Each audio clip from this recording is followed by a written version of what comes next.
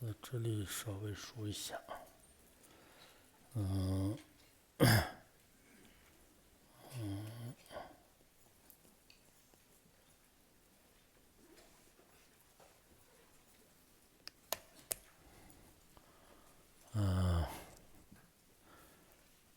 最近包括今天早 Well, 上 recently, including this morning, some of the departments and 包括什么消防啊， offices of 那 the 个 county of Serta, including the emergency department, the fire department, the market supervision department, and other departments together, along with the management team of Larungar as well as the Larungar Monastery. 提出了有一些原始当中的 In the 各 meeting, 部门 each of them 发现的有一些 addressed a few of the issues that they've noticed, 消防 some 方面 of the hidden issues. 火灾方面的 For example, some of the issues that could cause fire and some that's related to food safety 等等吧。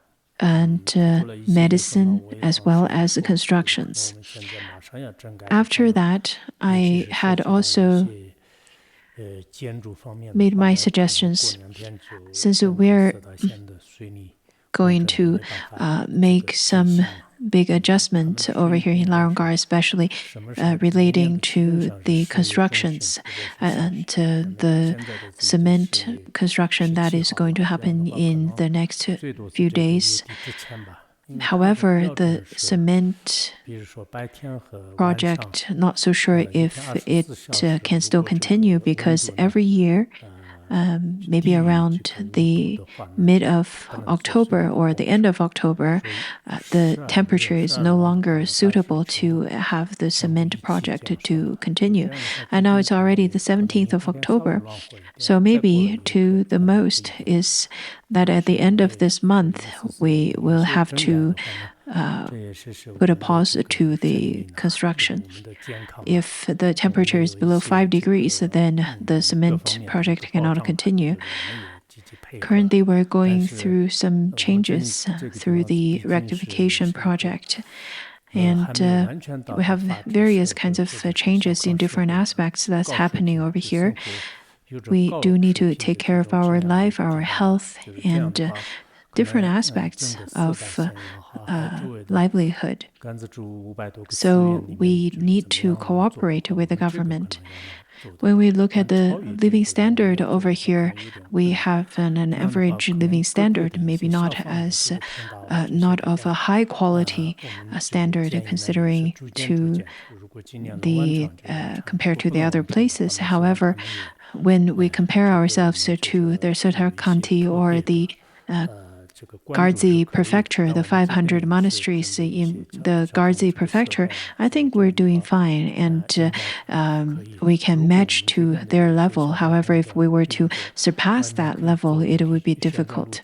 That being said, we do need to complete certain projects, for example, the fire routes, and we also need to be equipped with some fire extinguishers and some of the other fire prevention equipments. We can do that. When the weather gets cold, we need to think about what we can do with the fire routes. That's the first aspect about fire. And the second one is about food. In the shops over here and in the hospitals, it is said that some of the products that we sell over here in the shops are considered as the ones that's called without three permissions products. What that meant was without any certificate, without any standard, without any date of production, and some of them without even any information of the factory that produced them. When it comes to food and medicine, if none of those information is available, I think it would be difficult to trust those kinds of medication, and I think it's something that we all need to learn. Those members who staff at the shops and staff at a hospital, I think it's quite important. The first half of the year, this year, a Tibetan doctor who purchased lots of medicine that is considered as the ones that's without the permission, without certificate, without any of those information at all. So those then later caused some problems. And I think in Larangar, let it be medication or let it be the food, I think we need to pay attention. Do not sell those that have already passed their expiration date and those that's the inferior kinds of product. This is really not appropriate. And it is said that there are some makeups and the skincare products. I think it's probably better not to sell any makeups over here. You have already got ordained. What's the point of buying makeup over here? 90% of the people over here are monastics, except some of the lay practitioners that's already above 50 or 60%. I've heard from those departments, management stated that the makeups that's sold over here are also not qualified. So I'm not so sure if it's really makeup. Maybe they made a mistake. Now, when it comes to gas and other kinds of things that you need in your daily life, we will try to make sure that they are well prepared. Khenpo Jetze, Khenpo Citron, and some of the chemos also, they will be taking care of certain of the daily life essentials, such as gas, electricity. I think majority of those infrastructures are fine without any problems, because we spent about 5 years of time to finally change our electricity and connect it to the state grid by the end of last year. So I don't think it's a big problem now. What we do need to pay attention to is about fire. Now, there was a fire, and I heard that some Jomos probably misused the electric stove, and there is nothing that's so drastically that had happened over here. In fact, many people would slander Larangar because of fire, but the majority of those events were out of all kinds of causes and conditions, and were very much because of certain individuals. We do need to, however, have the concept of how to prevent fire. If you need to use the electric stove and all of that, you need to understand how to use it so you can protect your own safety. You're here to study the Dharma, and if you can't even protect your own safety, then how could you study the Dharma? I'm wearing a new piece of cloth. It's really hot. I shouldn't be wearing this anymore.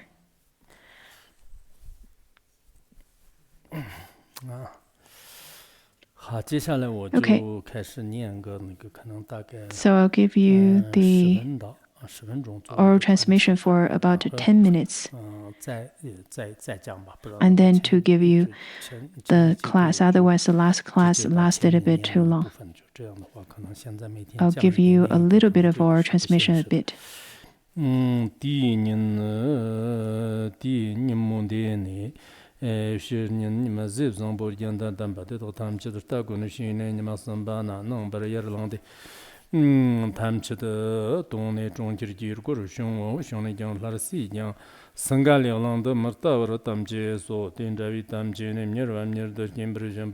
Dongwa dang ramji te jarbo bala ha gala kalavar tir chinir te jarbo bala ha de re man re da tham chi da ji sha wa de myong zo myong man nyang ne jiang ser ji shi mi thang wa la par re chen de shi do shi ne jiang li chu so geng ge chen na li chu ba di chen sang ga li olang yang ge do di par don ro wa na par do sun ro ji zi lang sim me ba dang di ge ba so ba de da ge jiang da zhe par dom che wo ji me so de ne de ger bo ha la Kyo la li si ji ba sang ga le olang ma ta wa sha wo si jiang ma ge ma ta wa sha wo ji de ge de me ba dang tem ja we tam je ne di ze tong ma ko na rang kona nga jono di godo chombar nga gya jono kang tse na te do jomba te do sanga li lang ne bi chen mo ta ja jia ju zir jiang xue jian de nya go nga jiang nya ji tar de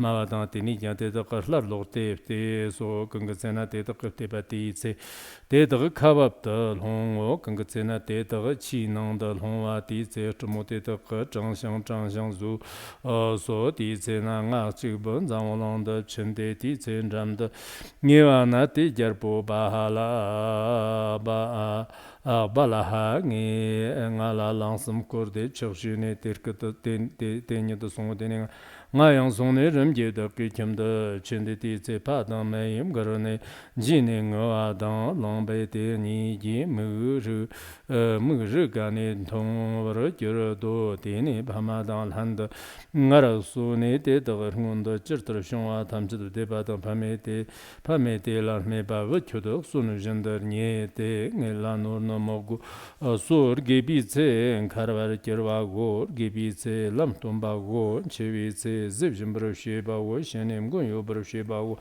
vener lam ser ro she ba go lam ser ro she ba wo ji pa me de je ba tham jir nam bro se ra nga lo hon de ger wan de yin der ta bi de hon myo der tar je ba na ba tham jir se ra jang ju san hua chen bo mo ba shen ye zi ji wang bo ta a ba la ger we ngan che wen ji ba de le yong se ta ro she so der tar je ba na bro se ra jang ju san hua chen bo ba shen re zi wang bu su num ji co zhang ma ni de war ba gong re de yang tam chong zi ju sha don der ta zhe ba na bra se wa ser ji sha ba war ba kong wa de na zhe za xie wa zhao zhu ger dong ba de na ne da de dong ko re de ngor man ger zhao de wa dam ren ger de le ngu bo dong zhong ren ger ji do zhe zhan de man ger zhe dong zhan de man ger kong zhu Vazimmer de dagle gang yang no vazimmer ki ba de di tamchit dan phabi lam yang lo jalang ne ba di tamchit de chundo ba yan non der ta de jibar number 0 ser ji sha vi war ba kon na na wa ji sha vi yibjin jirum yo te gang gang ge ce za ga de da san be sen ba de da ge san ba jibar ngero di ce ser ji sha war ba kon len de ne no bo ji sha war de na zhang zhong xie a zhong zhu jian dong che de ma yo ba la la nam gong ber xi ba xi ba dang la la gong ber xi ba ni ba dang la la gong ber xi ba sen ba dang la la gong ber xi ba ji ba dang la la gong ber xi ba nga ba dang la la gong ber xi ba zhi ba go war bu kong de na yang ngur ji sa ji sir ji re ngur ji ze mo pa ma mar jian ba den zha re den zhe zao den yo do de re re xiang zhang zhong jia che ne so zhang zhong de de xiang hua sim ne der ta de dong bo marar bo dong bo da ma ne se re ngar le shi per bo jir no wa go xiang hua sim re re da ni ga na ne zang jin yo de la la ne qi yang lao jia dong dan ba yong se gong wa la la ne li me to yong se gong wa go chou de de ni wa na li xue li xiang ge yong sum ji ba re xi be hu sim ji xiang de de na de li da de nan chang jiu ben da na cha de jiang rab dan chang se mo do dong se mo do xi ba de jiang rab de chang de de jiang rab dan chang lo ma ne ren bo che dang se le xi ba go de dong na xiang hu sim re re yang zhi zi jia jia ne de geng ge zhi zi jia jia ne de geng ge zhe de de yang ser nian zhu la de ce re da dang xia de jiang sim chen de de ne de wen de zan yong lang na zhi da de wen de 용어는 저 개와당 가와당 저와당 동어 득점 자와당 멈자와리 너와당 자와영 동어 뭐 묵장 마덕장 등으로 만든 용어지 교를 쉐도 데르 저덕당 샤덕당 동어지스 삼바당 디제 토바 침범도도 kum조자마 도결복고 버지스 잠바 대덕을 히 로롬 초거제 겨라당 히 제 저전보 덕장 정원 겨라당 히고 덕장 정원 겨라당 그거제나요 대덕 삼바 셈바디 제나 삼반 저버런 겨로 되는 정도인데 라 저반 serve ndrke sordo jomdande dagna shandong umsar matto jomdande gipkar sarwa rigiva jivjirong umsar jaro tenib jomdande shanju sama jba number 0 ndrke sordo jomdande kungze tagba jimbum do komjuk yar bozama tokko bi ma jis channa ti ma zamgi gyangdan javi zetak 종은 겨르람 강타바 침봄도 꿈족을 겨보고 버자마도 어자마도 냠바동 점바동 로바동 정저버를 겨러하던 저르전도 연락이 비심진 대도는 대화던 담발아서 강타바 침봄도 대자마도 고발에 이게 흑지기 영전지 버심진 대도는 대화던 담발인 겨때 대도는 거를 등을 통으로 만겨로 너더나 식다라던 메시아전지르스 머지 홍보 냠바를 만겨로 당보던 거로던 기보던 비모는 다는 타바당 비모능 타바당 리보 제와당 지정의 መንገር 대덕걸리라나 떡이 더브레 መንገር 대나 메바당 제와당 원복서는 겨로 되는 정도는 되지 럭소 집잡전에 저바 넘버 0죠 넌자비르 보바당 하당 흘러당 노전당 저자당 남가당 담맘저당 도지 전보당 마당 마마연당 개년당 개년바 마이먼 디발라 교지르 역담지자 전보시바 럭소 지송소 되는 정도인데 저바 넘버 0 되는 정도인데 저바 넘버 0 엔더크 직소도 정도인데 그게세나 다 제반도나 담바티 제나 리브 머시비 타바티버 겨도 되는 정도인데 기 럭소 지자 제네르 기버 저저 장 럭소와 럭소 언더타테 저바 넘버 0 와르비 콩 너보니 와르 콩버름보치 나차지샤와테 나트자 वमोशिया छक्चुगर तोंजक तमादने दे जजी वमोते de jan shader zugzanwadam zibadam tanadibadam katosunduzan gebadam li li yanji gambadam li womonda brjebade donjawa shindo 신도성어 대당도 저지 등을 기서로 만결 장 제당 그 등을 기서로 만결 등을 기서로 만결 제때 걸리라 말도 등을야 메테 저지고 못해도 뒤섬도 전주 상황서 전부 보바 샤레서 지금 산지스 점버시바 디체 제대도 탐지도 쇼 되니 좀든데 저바 넘버 3에 인더키 적소도 좀든데 더가 와르비 공원에 있다는 사를 뒤와 들음 채우고 좀든데 기껏 사르와 리기와 와르비 공원에나 어존도 머론테 저트 남기 어존서 머론와 럭바 머론와 대전도 리기와 와르비 공원에도 어존도 머론 럭다 머론 산주 상황서 좀 보바 근도 좀 와르비 공원 롭증이서 디 근도 송외 와르비 공원 때다와 마음통 때 강 와르비 공원 레레니 대외장 마음통 산주 상황을 겨와 잔지도 따르지 못하는 점들이 주반 넘버 0 더크지 소르도 좀던데 근거잖아 장수성화 근도 정보장 마음통나 더 치버를 겨가마 리기와 나노 요아메드 겨아메드 차바니 더 나한테 따라메 바즈메 바즈 치와당 럭바기아통다 무시와 gyartondam gobchik chigdang namjur chembodan namjur tambadam nyanglen debi sala nebasen semba mebashir chewa tpale jor sheba rigdi wombo tawram no donla shirab damba ju damjen jabr majir pago dev jendri gibi shansong zong jimbo ba shari zo wangshu yongsi sigyang momtong te di rangjingi lino devrak shagba ni de shagba ni ji jang mazgna kandu zombola so shansong jangi tarjer mo rigdi 전성화종 진본디 좀전은 삼기면 디바테 샘진 시와 저르겨 동저도마 용서 멤버로 시에도 대덕 탐지전 집지람나 지고 저네 대화전기 인지 된기 컨선 조정 대어로 셔바나 안타이레 추년도 되네 좀든데 지바 넘버 0 되네 좀든데 지바 넘버 0 그 직소도 좀든데 답건기 경답 게임 통월은 겨 좀든데 집갑자로 리기버 카테 알아타와 동 적샤와 동 님그르샤위 저 멈지 진직 된기 감들 공나고 되네 좀든데 지바 driba number se jomdan de la driba number se ndarke chi sor do jomdan de jom song song chenbo maba shan re zi ji wong bo chevro ne bra kam zo chi jomdan de ki kwa tsar wa ri ji wa kong zana shan sem chen yong sor membran ger wa ti ze tomar ko na shan san hwa chenbo maba shan re zi ji wong bo gong wa de ne shan song chen maba driba number 0 dagar digba dan dan jang yin rang da sun na digba dan dan jang yin rang da sun jang kya re zi wong bom thong wa dam zhe jang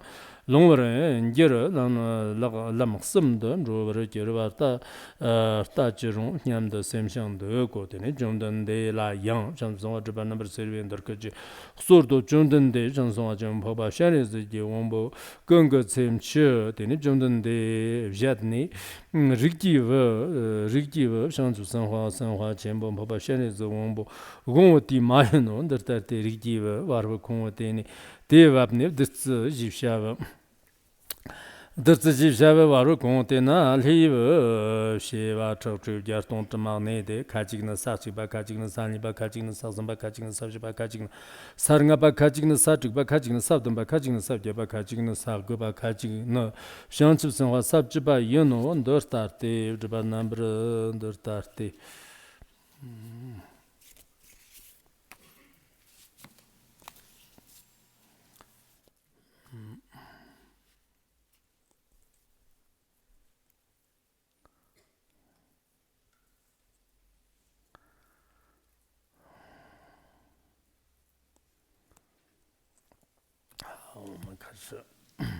Let us begin our class on the Sutra of the Basket's display.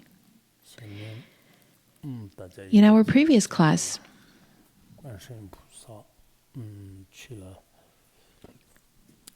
we had learned that Avalokiteshvara went to the place with the golden ground, with the silver ground, and then the iron ground. At the iron ground, then the king of Ashura described about his suffering of being imprisoned.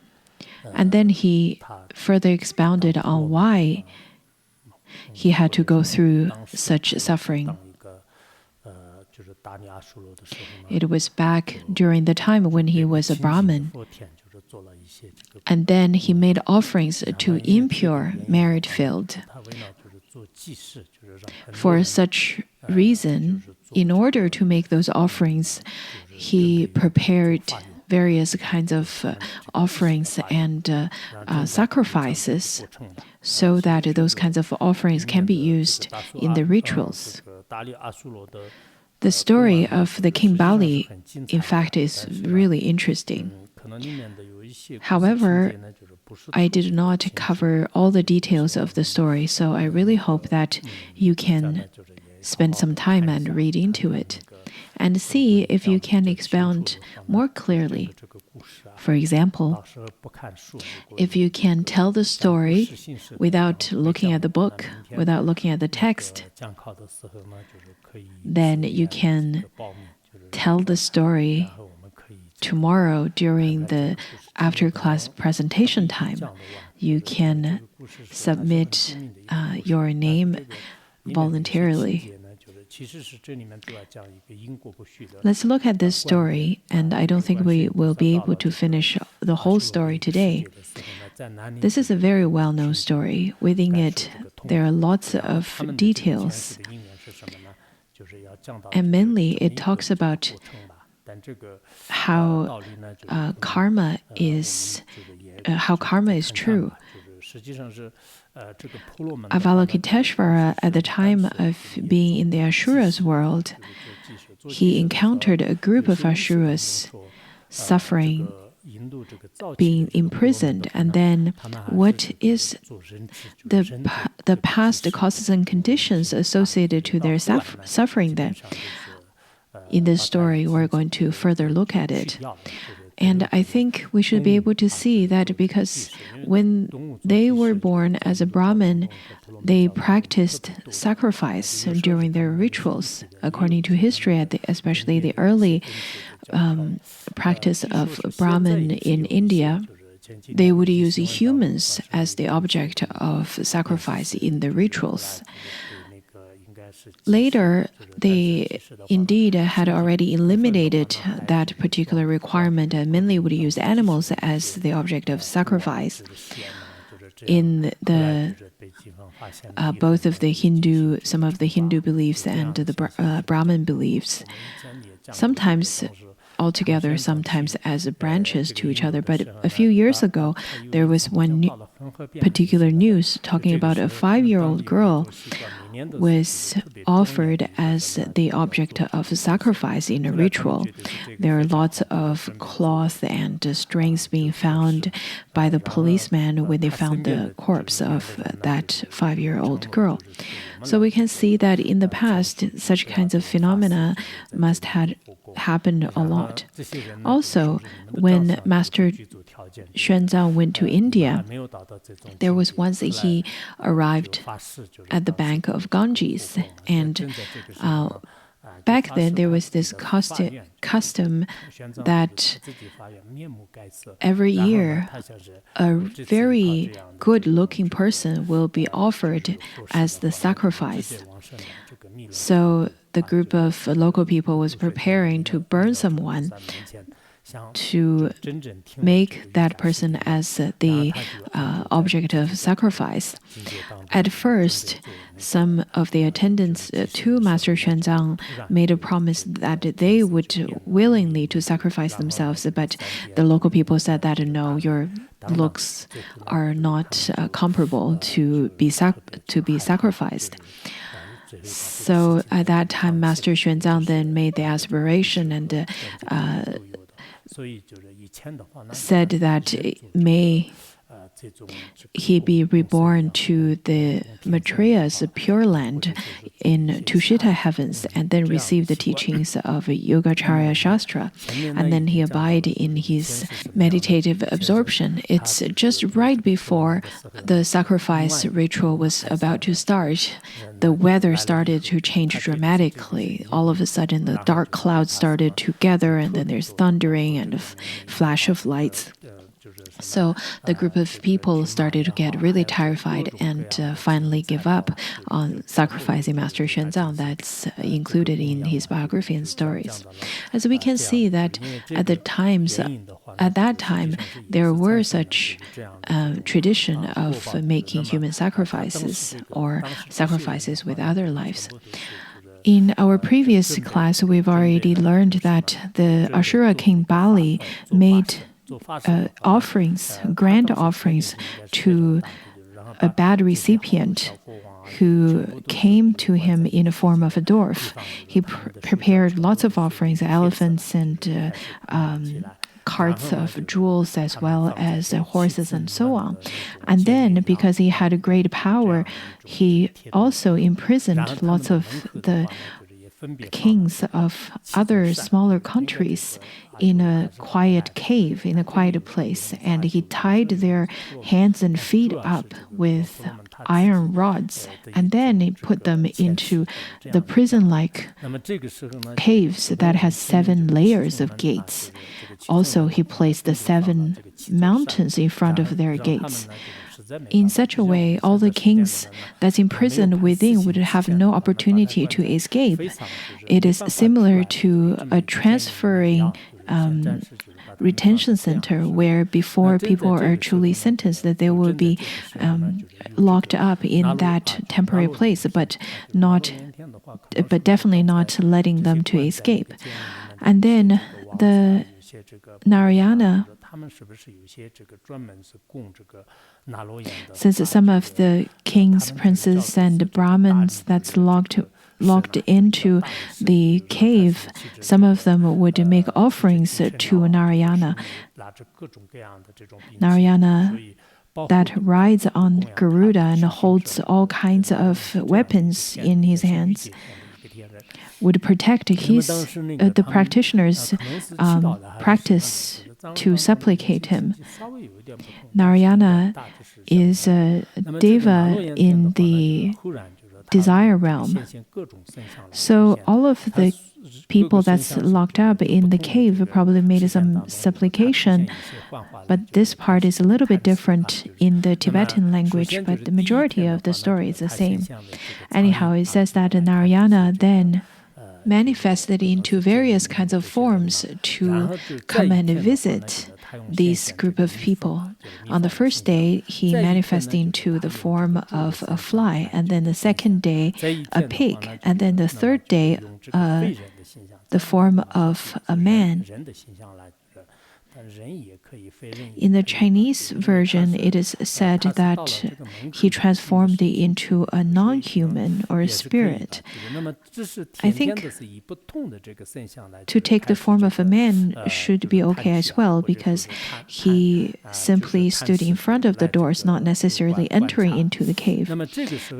Narayana at the time transformed into various shapes to make observation and to visit this group of imprisoned people. And then at that time, he was also seeking for a method to practice in certain rituals to help them, to save them. Maybe there are people supplicating and praying for such kinds of actions or activities to be performed. At that time, the Brahmin or the King Ashura, the King Bali,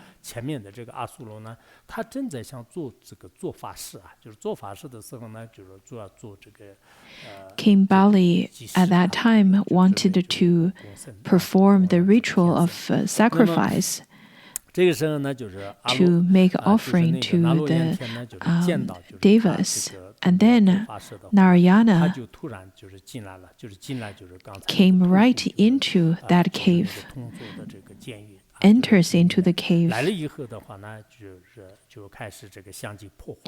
He destroyed all the doors and looked inside the copper cave. All the bound kings saw Narayana.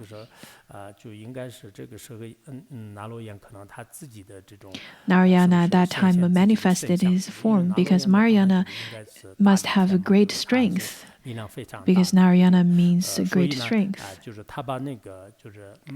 Since there are 7 mountains placed in front of the doors, one in front of each. So Narayana threw the mountains away and broke the doors. And then Narayana started to call all of the imprisoned ones. He then shouted for the names of all the princes that's been locked into the cave. And then he said that, well, you must be suffering a lot. After shouting loudly to them, and he asked, "Are you alive or dead?" At that moment, those that's imprisoned were almost similar to the ones that's going to be punished with a death sentence. All of a sudden, this Narayana came and said that, "Are you still alive or are you dead?" So the ones that's imprisoned, upon hearing the voice of Narayana, said that, "We're still alive, we're still alive." And then they shouted, "Narayana, you are of great strength and great power. Please alleviate us from the danger and the suffering. Please save us. We're still alive."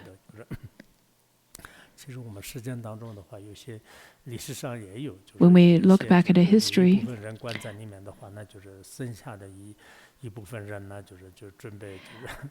things like such had happened in the past. For example, back in the 60s, in the county around my hometown, a group of people were being imprisoned, and then the rest of them decided. So there were 2 groups of people being imprisoned. One after being imprisoned, another group decided to jailbreak and save them. After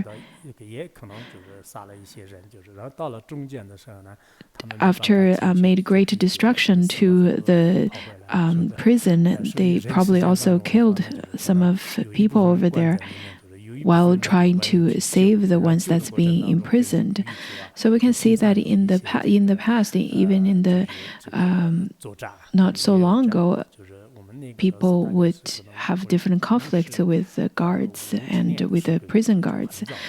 That was back maybe around the 50s or 60s. And I heard of this story from Sangye, a local Tibetan. Anyhow, at that time, when Narayana threw away the 7 mountains and broke the 7 great gates that locked those people inside,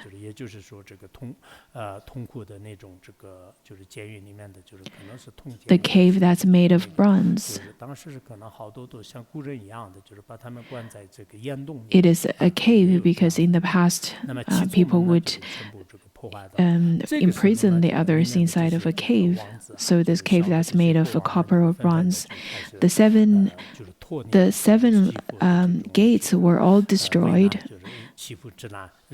The princes and kings had finally been unfettered from such a prison. And then at the time of seeing Narayana, right away, all of the ones that's been saved started thinking, is King Bali died? Has King Bali died? The one that locked them up, has he already died?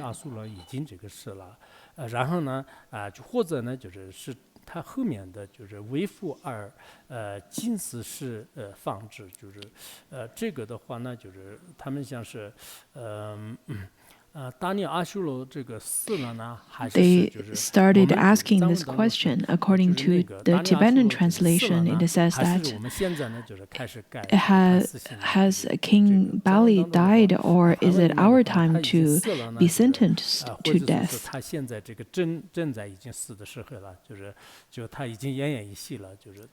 The Chinese translation is a bit different than the Tibetan. I think the Tibetan version is a bit easier to understand because at that time they were shouting and saying that we have not died, and please open the doors. And now Narayana opened up the gates and freed them. They started to get rather quite confused, thinking, is it now we are released from the cave? Is it because King Bali had died, or is it because we are about to sentence to death? Many of the imprisoned ones are of the Kshatriya castes. However, maybe because they couldn't even prepare themselves, and then they got caught, just like sometimes the policeman would catch people without any signs prior to their arrests. Being Kshatriyas, the caste of warriors, at the time they vowed to fight in the battle. They discussed among each other, saying that either the time has come for the Ashura king Bali to die, or the time has come for us to be slain. They said to each other, it is good if we die in a battle, but it's not good to die in chains. If we die in chains, the way of Kshatriyas will come to an end. But if we die on the battlefield, we will be reborn in higher realms. This kind of particular thinking is still quite popular even nowadays, just as some of religions would believe that it's honorable to fight in battles to protect their religion, and they would call it as the noble war, the holy war, and so on. And they would consider to die in a battlefield is quite heroic. So all of those kings and princes are ready to go back to their own cities and make preparations with many horse-drawn chariots. While they prepared their very precious chariots and weapons, while wearing the different kinds of headdress for the horse and the various kinds of weapons that they need.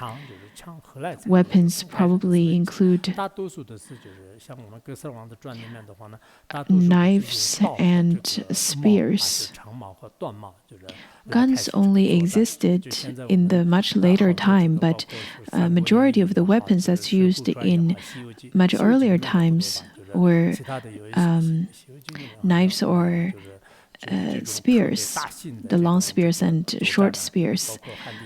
That's also included in some of the Chinese classical literature, such as the story of the Three Kingdoms and in the Journey to the West. Maybe not too much in the Journey to the West, but some of the classical Chinese dramas. Sometimes we can see the historical dramas. People would ride on a horse and then they would use different spears to fight against one another. They don't have any hot weapons. In the epic of King Gisar, usually a brave person would stand up and started singing about themselves and saying how brave and wonderful he is. And then after he finished singing, another person would stand up and then start to sing about how wonderful of a warrior they are. And after their different performance, they would start engage in battlefields. So I think King Gisar's epics are quite interesting. I used to sing those at the time of herding yaks.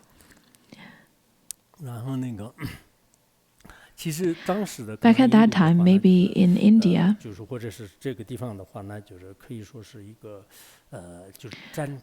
this particular place can be considered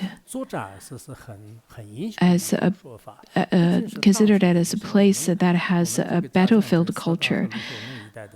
To fight in a battlefield can be considered as heroic. In fact, not just then and not just there, even in Sirta and in Drago, my hometown area, still the locals would uphold such understanding.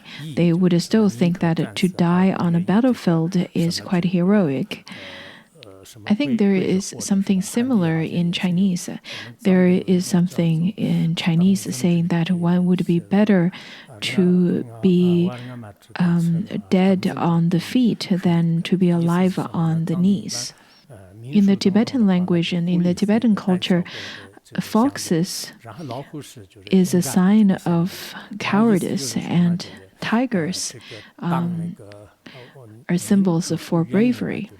And it says that one would rather to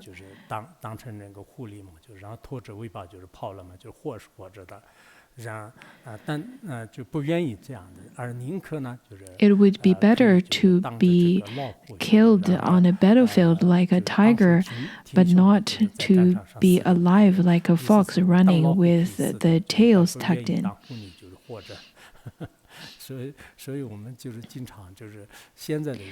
Within the thinkings of some local Tibetans, we can still see that trace and habitual tendencies of being in battlefield and being in that kind of heated conflicts. These habitual tendencies can be shared by other ethnic groups as well, such as in Mongolia, in Tibet, in even Russia. I've read a book, and I think even during the Eastern Zhou dynasty in China,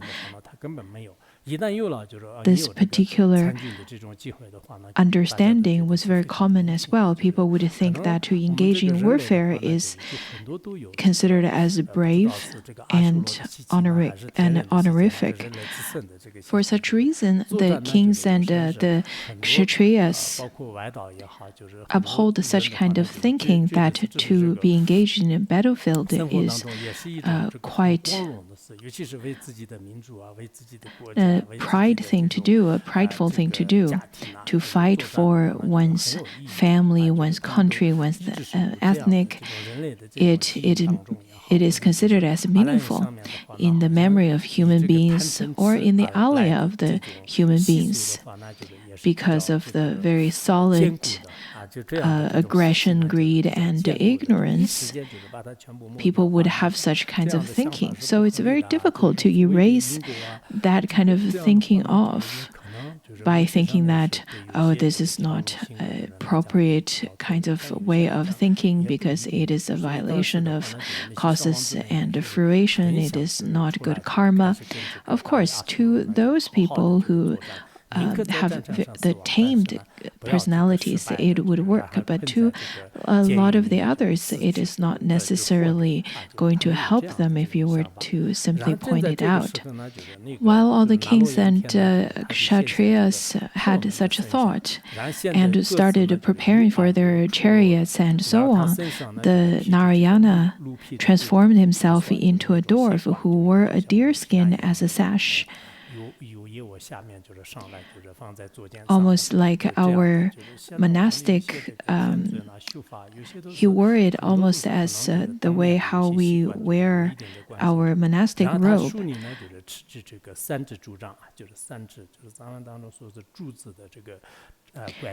At that time, he also held a bamboo staff, a cane,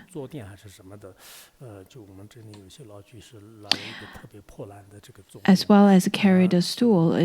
In the Tibetan translation, it is a cushion, as some of our senior practitioners over here would carry quite a beaten-up cushion and sit over here. I think at the time of listening to the Dharma teachings, it would be the best to arrange the cushions in a way that it beautifies the shrine hall, or it beautifies the classrooms. It ornaments the place where you listen to the Dharma. If it is not aligned properly, it doesn't look very dignified. Also, I mentioned about the space that we should have over here in the shrine hall. I think it would be helpful to have a little bit of space on the side. I think the space now is good. On top of that, the other day, I contemplated upon the shrine halls that we have right now compared to the at the time when I was listening to the Dharma teachings. Back then, we would sit on the bare ground even when it was winter. We didn't have any rugs nor any floors. We only sat on the bare ground. But nowadays we have carpet, thick carpet. Also, we have floors, and then people can sit on top of it. I think it must be much more comfortable nowadays compared to when we were listening to classes given by Phuntsog Rinpoche. We would just sit on the concrete floor, and we didn't have any cushions. Anyhow, at that time, the Narayana, he held a bamboo crane and then held a cushion or a stool. In the Tibetan language, it says a stool, but in the Chinese, a cushion. So he sat over there just as some of the Tibetan lamas would hold a crane and then have a cushion so that they can sit right at the door. At that time, there's a guard stationed there, said, Brahman dwarf, you can't enter. Especially you're so short and you're so displeasing to look at, so you cannot enter. I think nowadays people tend to judge a book by its cover very often.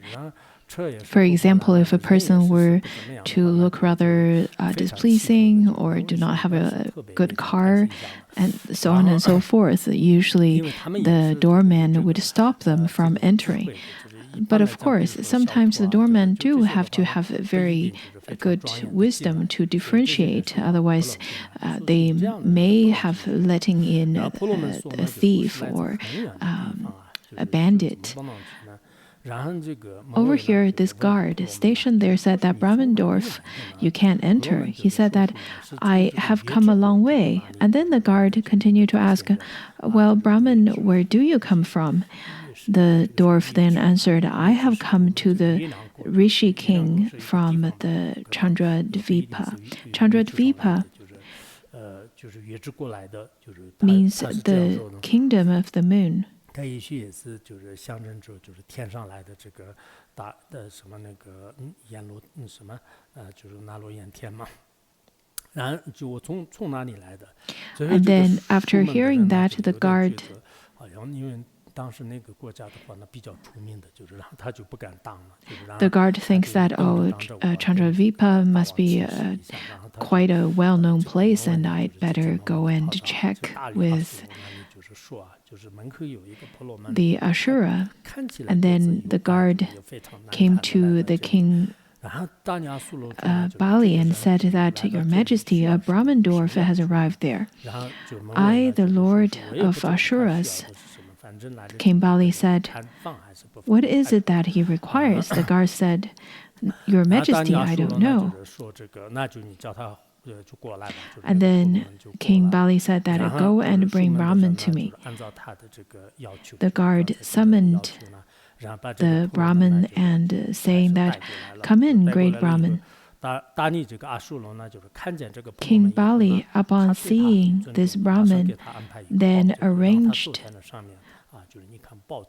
a precious seat for him to be seated on. Not sure if the Brahmin used his own cushion to place on top of this precious seat. This story is rather quite meaningful, but some parts of it could be a bit confusing. At this time, Shukra, that's the guru that the king Bali relied on.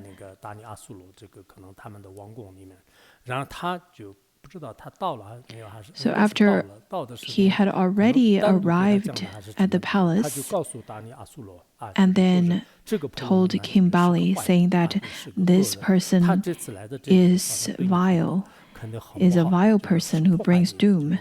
He will certainly cause you an obstacle. Shukra, the guru of King Bali, is quite observant. He knows that this is a person that will bring doom to him and bring obstacles to him. And then King Bali asked him, well, my dear guru, how do you know that? Look at this Brahmin. He's short and quite lovely, very cute, though not very pleasing to look at, but I don't think this person is a very vile person. In the Tibetan language, it says that, oh, I can make observation of this person, and there are some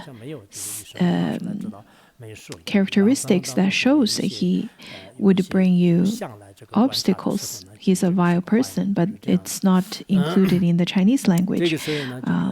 In the Tibetan version, it says, I know by seeing his signs and omens. But King Bali did not listen to his guru.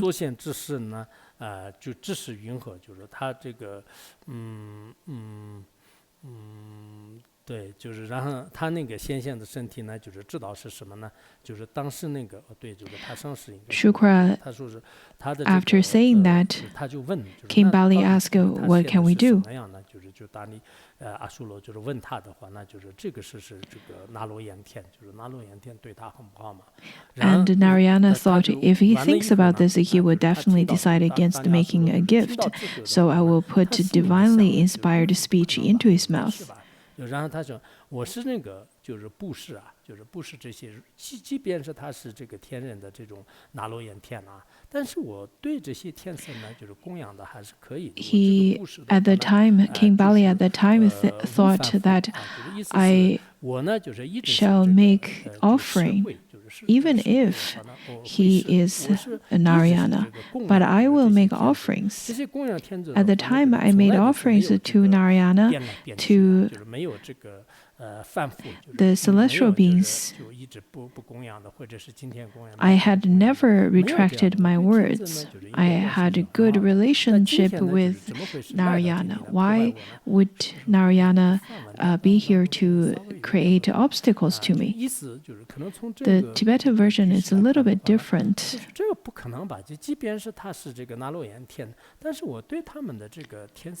He thought that I definitely had given gifts to the Narayana, and I had treated the Devis and Narayana really well, and I shall continue with my aspiration.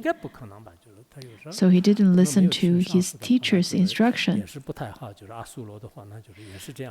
Then Narayana, since he had already entered into the gate, got the permission to enter, and then he asked King Bali, rather King Bali decided to ask this Brahmin dwarf, saying that, well, what do you ask for? Come here, Brahmin, what is your wish? After the teacher, after King Bali's teacher advised him not to, he disregarded his teacher's wish and then asked the Brahmin, saying, what is your wish? And then the Brahmin answered, I wish for 2 steps of ground. The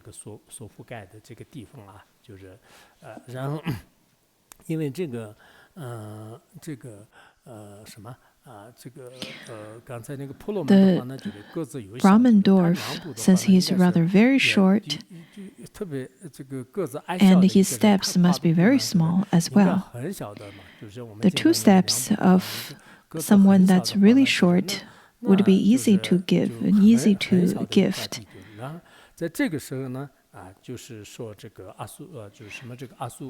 So the King Bali then told Brahmin, saying that if you're asking for 2 steps, I have no problems of giving you this ground for 2 steps. I can give you 3. He felt that since this Brahmin is so small and so short, and then he would be able to give the 3 steps worth of ground to this dwarf Brahmin. The dwarf then accepted this gift, saying that this is auspicious. He accepted along with the gift of water, sesame, and gold, and then vanished. He chanted some mantra and then some shlokas, such as, may you have longevity, health, and happiness. Maybe that's some habits from the Brahmin family, so they would conclude with some auspicious shlokas.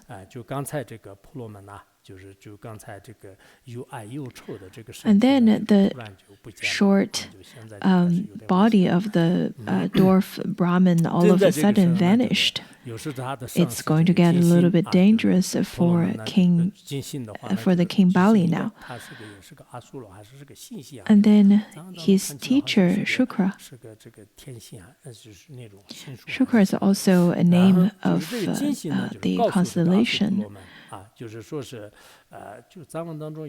So Shukra then said to King Bali, saying that Rishi King, I said that this was a man of doom who had come, but you did not pay heed to what I said.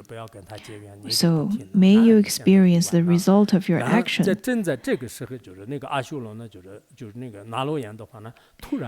After that being said from his teacher, the Narayana appeared in his real form, his own form, instead of the dwarf Brahman's form that he appeared earlier.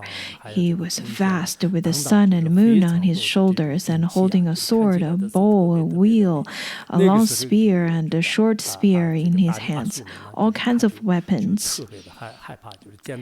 And then King Bali was terrified. He was shaken. And then he said that after he fainted and then he woke up and he said, what have I done? I have taken poison with my own hand. He got terrified and he wished that he could have died from taking poison. And then another meaning is saying that he had taken his own poison, saying that he had placed himself into such a dangerous situation. There are two levels of meanings. Over here, he said that over here, the Narayana in his own form took 2 steps and said, give me my 3rd step now. Since after 2 steps that he took, King Bali does not have any more ground to offer.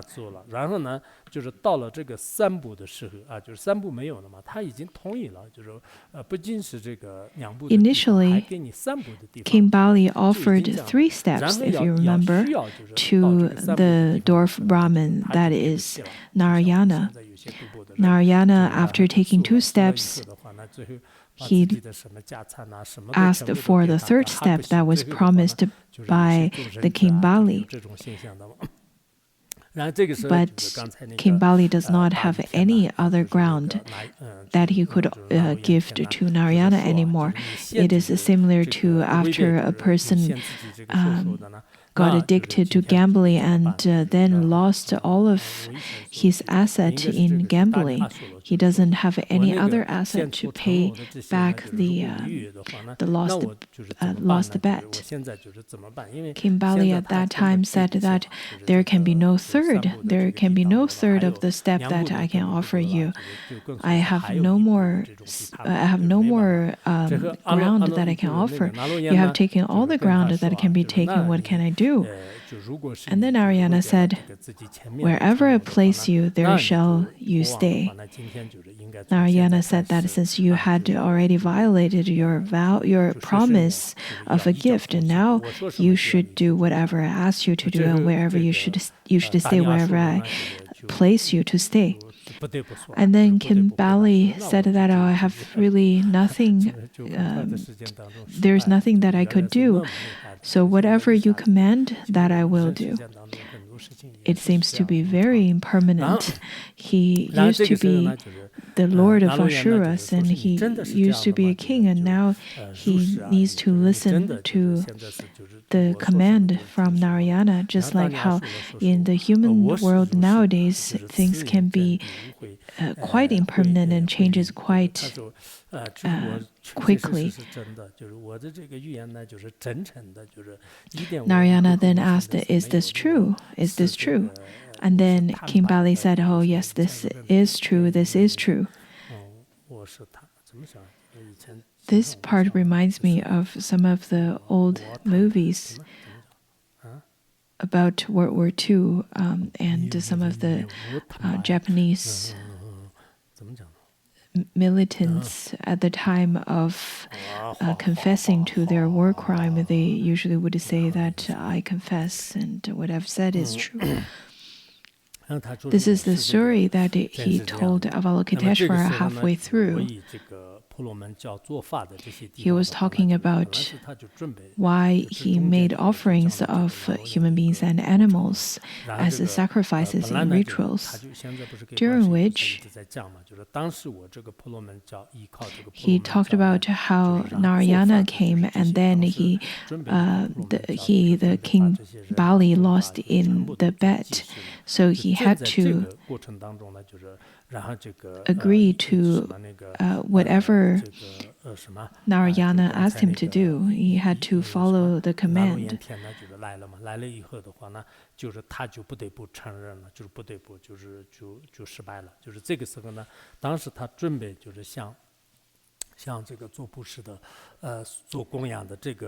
Initially, he wanted to make all kinds of gifts and offerings are now destroyed by Narayana. All of the gold, silver, jewels, the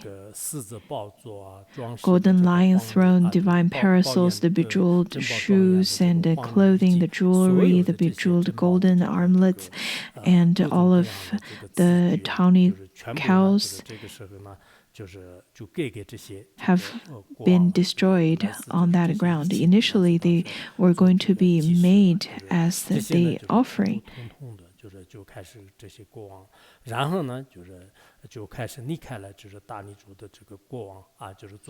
So King Bali, Lord of the Asuras, having been expelled from the offering site, contemplated upon his situation. He is no longer interested in making any offerings. He then got expelled and then left the place where Narayana was going to make offering. This is the previous part of the story. And now we're going to reconnect to the previous part of the storytelling.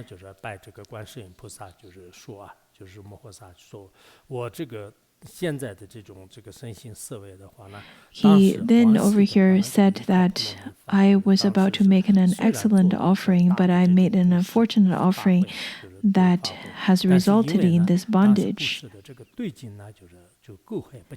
He said that as a Brahmin, he said that at the time, though I had already made an offering, a grand offering, but because the recipient was not a pure recipient, not a pure merit-filled. So whenever we make offerings, we need to make sure that the recipient is pure. We usually would say that people without merit would not be able to encounter the pure merit field.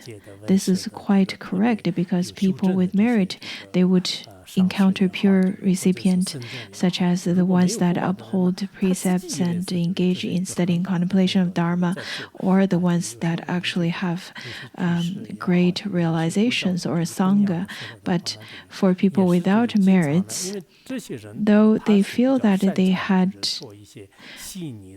made great offerings and feel that they generated great merit, but their recipients are not pure. Some people, they're very good at attracting you to make offerings, and you would feel that, oh, this is so meritorious, I would love to make offering to this person. But sometimes if the recipient is indeed not pure, then that offering can become the cause of suffering. For such a reason, it is essential for you to make a clear observation and then make offerings to the pure meritorious field. And you have to make offering voluntarily, completely willingly. In such a way, your offering can be meritorious. If you were to meet anyone and then start to make offerings, sometimes it could be complicated to ourselves. In this world, lots of the things that's quite complex, and we need to have wisdom to make discernment. Over here, the teaching is as such. And then he said that it is because the recipient of my offering is not a worthy recipient. For such reason, I am encountering such kinds of result. And we are now locked into this place, into this iron cave, experiencing limitless suffering. And then he said that I have this to say. In the past, I made that gift to a bad recipient, and now I am experiencing the result of that action. Be my refuge, holder of beautiful lotuses.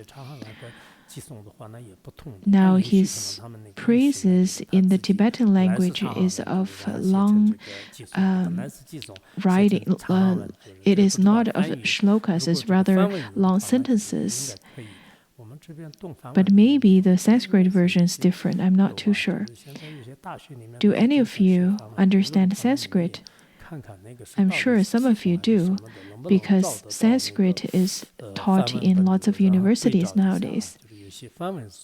So I encourage you to look into it and see whether this part is written in Sanskrit shlokas or not.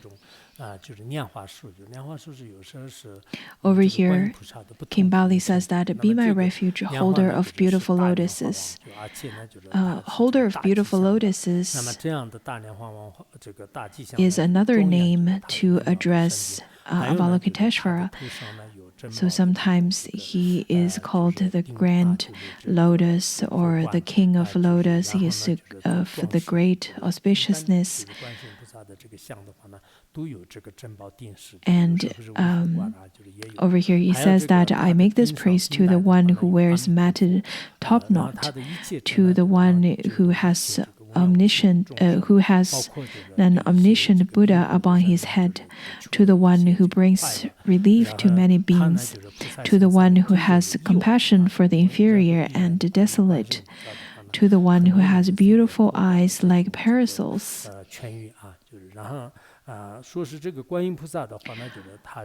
The Avalokiteshvara usually wears the 5-Buddha crown, and there is Amitabha on top of that crown, and his wisdom can liberate limitless numbers of sentient beings, especially those ones who are inferior and desolate. Avalokiteshvara is the one who illuminates the world and is the supreme king of healing that could help the sentient beings who are ill. Also, Avalokiteshvara is like the one who is perfectly pure being, to the one who has the supreme attainment of yoga, to the one who has the perfect liberation, and the one who is lover of liberation. He is the one that is like the wish-fulfilling jewel, the one who protects the treasure of the Dharma, the one who is the teacher of the 6 perfections, and the one whose thoughts are good. And then King Bali continued to say that the beings who remember your name, Bodhisattva, Mahasattva, Avalokiteshvara, will have happiness. When those who have been born in Kala Sutra, Ravara, Avicii, in those hell realms, in those lower realms, and experiencing those sufferings as hell realm beings. Also, the beings that experience suffering as hungry ghosts in the city of the Pretas, remember your name, they will be freed from great suffering of the lower existence. The beings who remember your name will have good thoughts. They will go to the realm of Sukhavati and listen to the Dharma from Tathagata Amitabha. Then Bodhisattva Mahasattva Avalokiteshvara made the following prophecy to Bali, the lord of the Asuras, saying that you, lord of Ashura, will become the Tathagata, the Arhat, Samyak Sambuddha, perfect in wisdom and conduct, the Shugata, the knower of the world, the unsurpassed guide to the tame beings, the teacher of devas and humans, the Buddha, the Bhagavat Shri, you will guide all the Asuras in your Buddha realm. There will not be the word desire, there will not be the word anger, there will not be the word ignorance, and you will come into possession of the six-syllable Mahavidya. Avalokiteshvara at this time, after received the praises from King Bali, he right away also bestowed predictions to him, and Avalokiteshvara at that time manifested into the form of Bhagavat to give teachings to King Bali at that time. In fact, Avalokiteshvara, in his ultimate essence, is the Buddha. So he gives the prophecy of King Bali, saying that in the future you will attain Buddhahood and your name would be Bhagavat Shri, which means auspicious in Tibetan. This is quite an easy name to remember.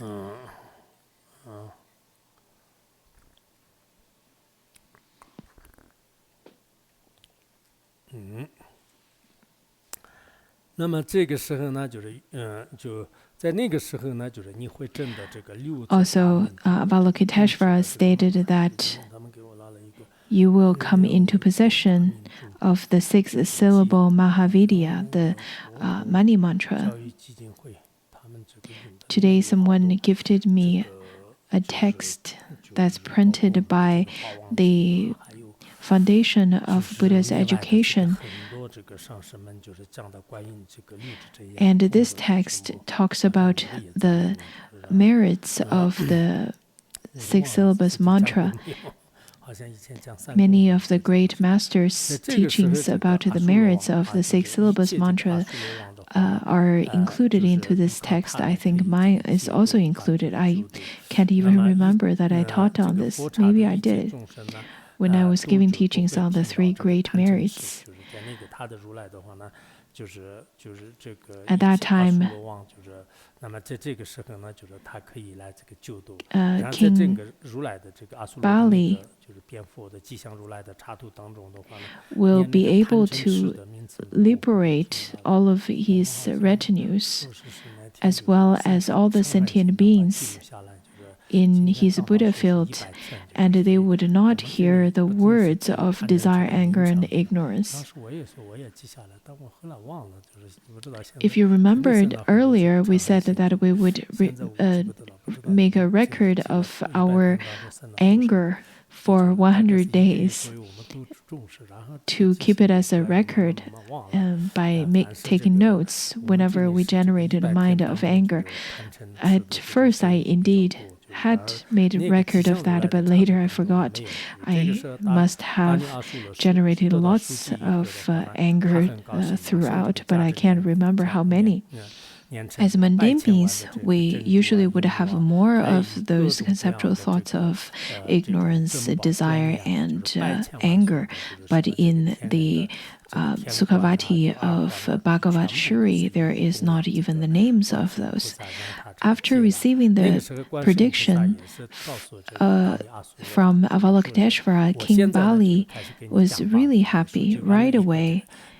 He said that as a gift with which to request the Dharma, King Bali presented Avalokiteshvara with strings of pearls worth 100,000 silver coins and diadems adorned with various jewels. The Bodhisattva Mahasattva Avalokiteshvara began to teach the Dharma. The Dharma teaching goes as such that human beings, the human life is impermanent, it is transitory. He says since it is impermanent and transitory, it is not possible to maintain lifespan for a long period of time. This is rather very profound teachings. Whenever we look at Avalokiteshvara give teachings to us like such,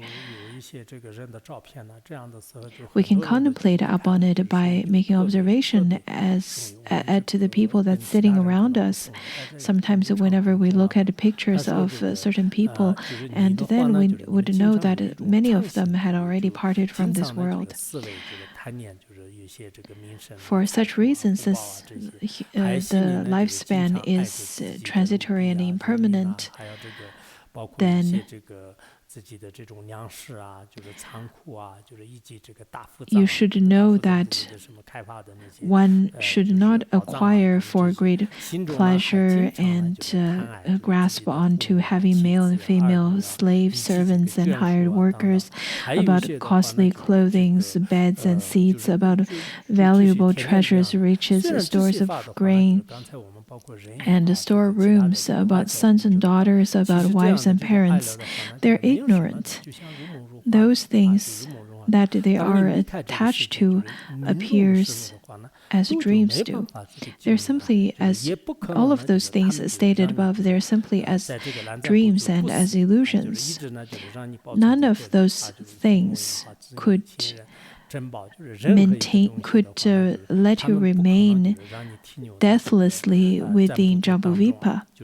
There is no such way, that there's no such thing can protect you at the time of death. According to the Great Heap Sutra, it also talks about the parents and retinue cannot save you from lower realms. The virtuous and vile deeds that are created by the sentient beings would follow the beings like shadows. So we should not grasp onto those things that's just like a dream, like an illusion. It is also stated in the sutra that one should not practice the vice deeds for those people that you would grasp onto, such as parents and so on. Because if you cannot liberate those people, rather to practice the vice deeds for them, then you would not be able to save them in this lifetime, and don't even mention about the next. Also, it is stated that if the father were to practice a vice, the children would not repay the negative deeds for the parents, and if the children were to practice vice deeds, the parents would not receive the negative fruition for what the children had done. It points out that karma, the karmic fruition, is very much based on your own actions. So I would finish this little part here today. We will be a little bit later than a little bit longer than usual. Over here, Avalokiteshvara said that when they are separated from their lives, they will look back at Jambudvipa. They will see the great river filled with pus and blood. They will see the great trees that blaze with fire.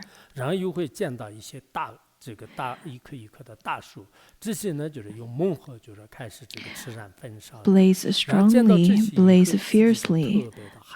When they see them, they will be terrified. Yama's guards will bind them with nooses and drag them away.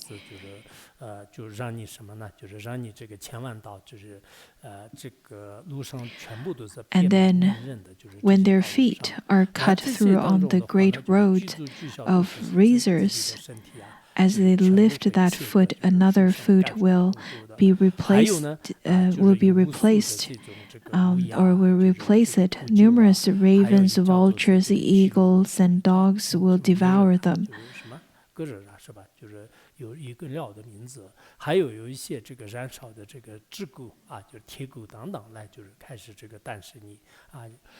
They will experience the sensation of great suffering in the hells. When they step off the great road of razors, 500 thorns, each with 16 spikes, will pierce each foot. They will cry out, "What have I, who delighted in bad actions, done?" after those long thorns pierce into the foot with 500 of them piercing into the foot one by one. It must be extremely painful. So with great crying and scream, they would say that I simply carried out those bad actions because of love. Usually, in the worldly sense, we consider love is such a beautiful word. We would say that there's the kinds of love, as long as we have it, life would be beautiful. But sometimes it is because of this grasping love, we would commit in bad actions and then experience grave suffering in the later part. The kinds of grasping love towards family and friends and retinues, or grasping love towards wealth and status and so on, could in turn result in lots of negative karma that would lead to grave sufferings in hell realm. At that time, the Yama's guardians would say that you were without faith, delighted in bad actions, rejected the Buddha, Dharma, and Sangha, and are experiencing the result of those actions. You had never even made offerings to some shramanas, to the bhikshus and the Sangha, and never heard the sound of the striking of the bell, nor to circumambulate the stupa, nor the sutras, had never done any of those. And then the Yama's guardians will then take them to the King Yama, bring them before him, and present them to him.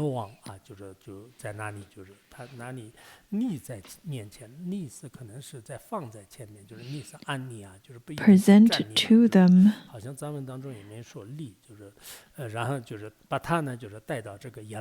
Not necessarily standing, but to be presented, to be led there. And then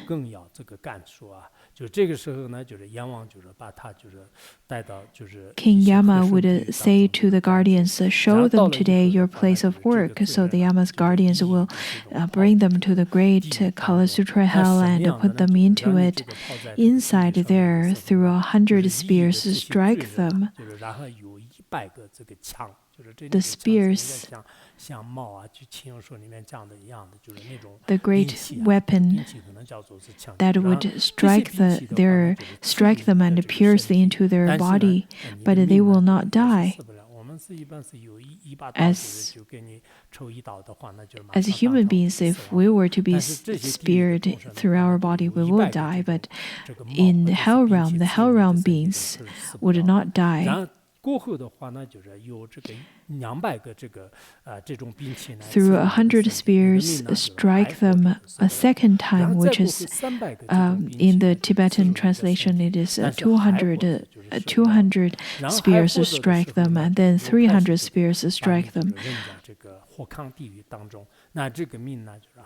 But they would not die.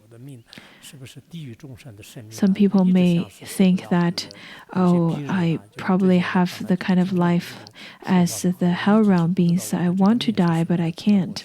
Some of the patients would say that because they would suffer gravely from their illness. Or some people that's been tortured from certain living situations and from their family members, then they would really want to seek for death as a result to end their suffering, but they couldn't. They would say that, is it because I have the kinds of life as a hell realm being? Other than that, they then would be thrown into a furnace, but there they would still not die. A red-hot metal ball will be inserted into their mouth, incinerating their lips, destroying their teeth, splitting their palates, and loudly burning up their throat, gullet, heart, anus, and the whole body.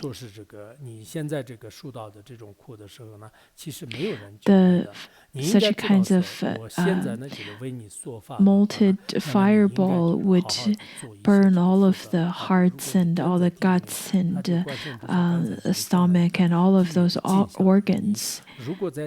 It is like this, great king. There would be no one to protect them in the other world. Therefore, great king, you must diligently create merit in this life. You should practice great merits. Do not practice vice, because otherwise there would be no way nor no one that could save you.